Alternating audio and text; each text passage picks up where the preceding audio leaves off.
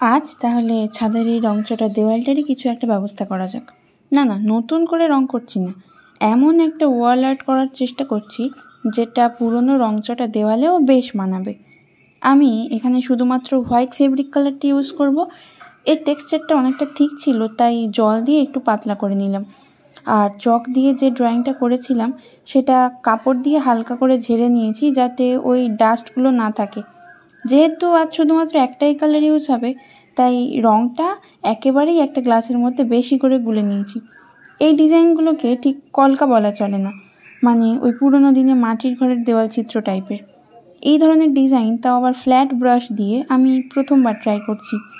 আর এই রেফারেন্সটা পেয়েছি ফেসবুকের শালুক ফুল নামের একটা পেজ থেকে। একেবারে পুরোপুরি কপি করিনি, ওদের 3-4টে ডিজাইন মার্চ করে এটা করেছি। আমার তো বেশ ভালোই লেগেছে। এবার তোমরা জানিও তোমাদের কেমন লাগলো।